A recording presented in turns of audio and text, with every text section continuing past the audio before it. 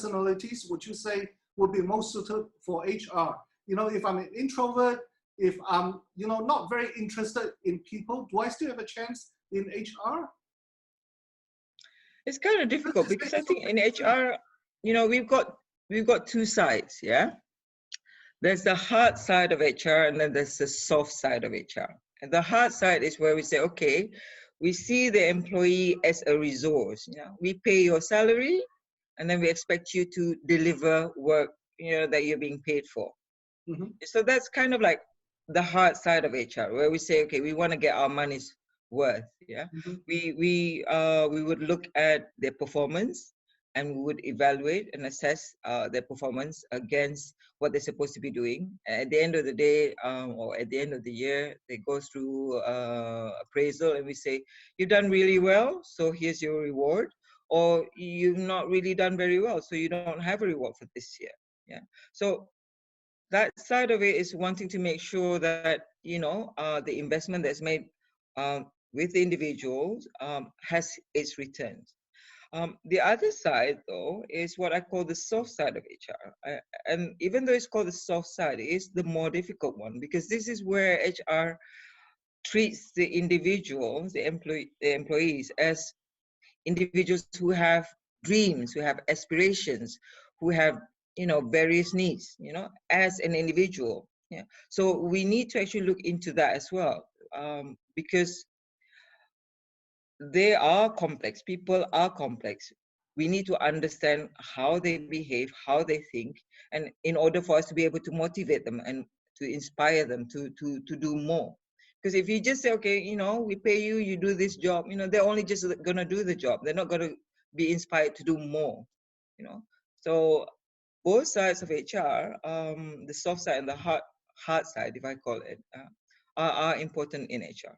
So engagement, yeah, engagement is to me vital to ensure that staff perform fully and are inspired and motivated. If you think about HR, put simply, is to motivate people to want to deliver the targets of the organization. And people will come to you. All about. Say that again. People will come to you to pour in to you with all their emotional baggage as well. That's what I understand. If you are not happy, talk to HR. Yes. And that is that kind of that. If somebody has an issue or what we call a grievance, they would actually come to HR and discuss with us, and we will see what we can do to help, of course. So you guys will have to do counseling as well. Yes. Now, if somebody is not performing, we don't punish them. What we do is we bring them in, counsel them, and find out exactly. Because sometimes people do not perform not because they're lazy or they can't perform, but there may be issues in their family. For instance, somebody is ill, so they couldn't, you know, they couldn't perform because they were so stressed out about their personal life. So, you know, these are the kinds of like soft HR responsibility, I suppose, in order to make sure. Because human beings, they have emotions, yeah. They don't come into the office without emotions. Right. So sometimes when they go into the job, you know, we see that they're motivated to do the role, and we say, oh, that's good.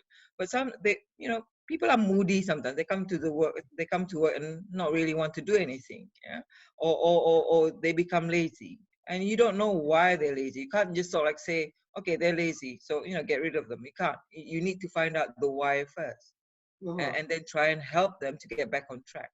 Can you give me an example right now? Because we're going through COVID-19, and everyone must be feeling very depressed.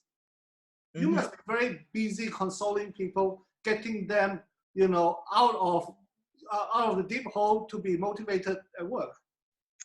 Okay, we with the COVID-19, when it first came out, yeah, I think it was in March. We were very concerned about what we were going to do with staff. Yeah, there was a lot of panic. We had one person in BIBD who was infected, positive. So the management team, we had a task force then to actually manage this. And what we did was quickly decide what to do, what actions to be taken. We knew the person had contact with quite a number of staff. So right away, what we did was, this is before the guy was being tested. We were waiting for him, for his test to come back, right? Mm-hmm. So whilst waiting for the test to come back, the action team, our COVID-19 action team, came together and decided, okay, if he tested positive, what are we going to do? If he tested